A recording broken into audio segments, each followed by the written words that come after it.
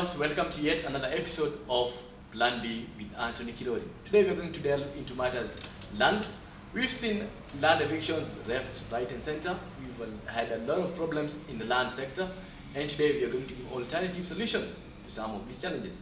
Welcome, Anthony. What is the Plan B? Thank you very much, Mr. Anjohi. Viewers, welcome to Plan B. I'm Anthony Kirori. Let me start by explaining something that happened, I witnessed a few years ago. My dad called my siblings and I, together with our mom, took us to some land he owned, and then he told us that the title originally was read in his name only, but now he has changed his name, the title to read from his name only to him and mom. Unfortunately, he passed away in 2002. A senior government officer came to my mom's place, or rather my parents' place, with a sale agreement that my dad had sold the land to him, and he had about 200,000 remaining to pay, so he came even with the 200,000. And then he told us we could stay in the house until December of 2002. In 2003, January, he'll move in.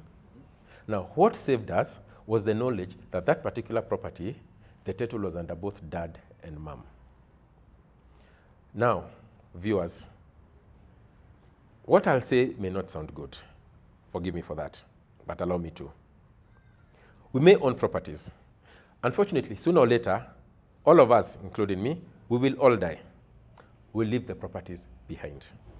Now, you do not want to leave your valued property, and then your children will be under the mercy of some scavengers, some parasites, some evil people who will come up with forged documents claiming that you had sold that property to them.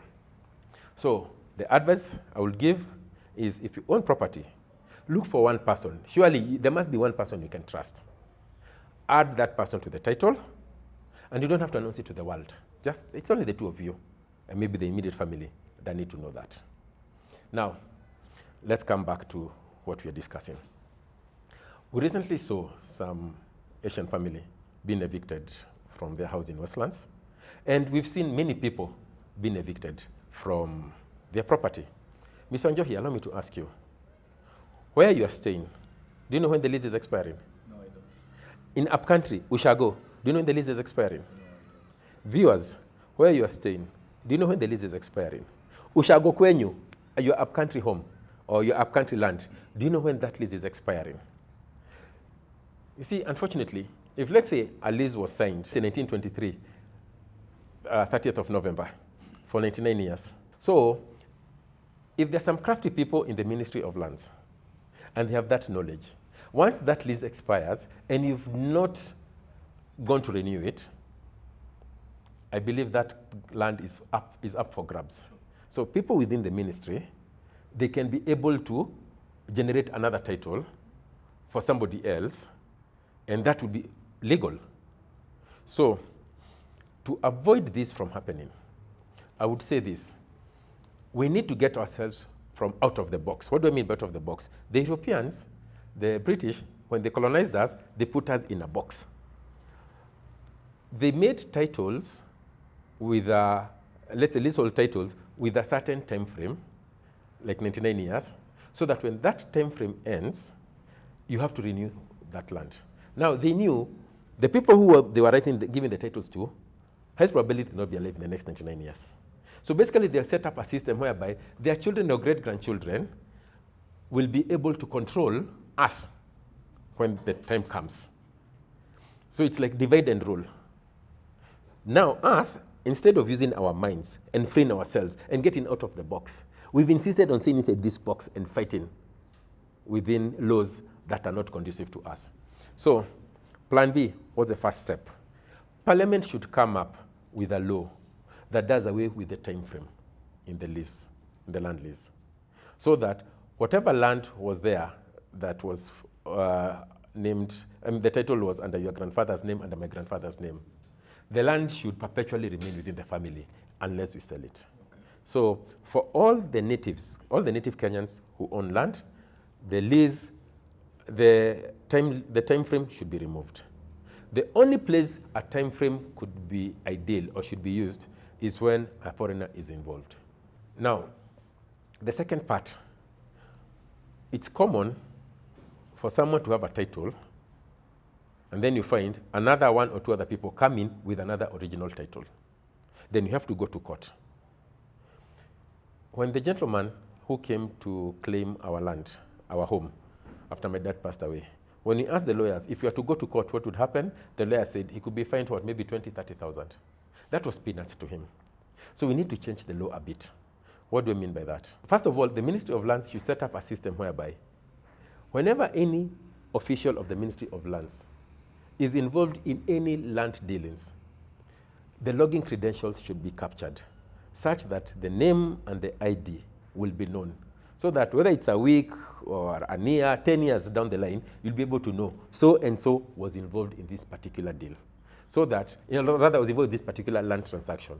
So that if it's an illegal land transaction, you'll still be able to know it's such and such a person who was involved in it. Now, when people go to court on our land transactions, like had we gone to court, there was a party that was innocent and there was a party that was guilty. Now, the party that is found to be guilty and any land officer who's found to be involved in a shady or illegal land transaction, the best thing to do as Plan B is not to fine them, but instead jail them for 30 years. We do that, I am sure the issue of land grabbing will come to a sudden death. It will just end. So, to summarize, what is the Plan B in land grabbing? 1, remove the time frame in all the land owned by native Kenyans. Remove that time frame so that the land is held perpetuity in the family unless it is sold. 2, in any dispute, any court dispute, when there's a guilty party that is found, that one party was trying to grab land from somebody else, whether it's public land or private land, the guilty party should no longer be fined anymore. Instead, they should be jailed 30 years. And 3, all land transactions within the Ministry of Lands, they should be such that the logging credentials of whoever is involved in that land transaction, whichever land officer is involved in that transaction, they should be captured in perpetuity so that if there's an illegality somewhere, you'll be able to tell who did this illegality. And when they are caught, they should also be jailed for 30 years without any fine. I think if you do that, the issue of land grabbing will be a forgotten story in Kenya. That is the Plan B. Thank you very much, Anthony, for enlightening us on the same. I hope the authorities are watching and are going to take up some of these solutions towards making sure we get permanent solutions. Wait. Not some of these solutions, all the solutions. Okay, thank you for the correction. Let's keep engaging on the comment section.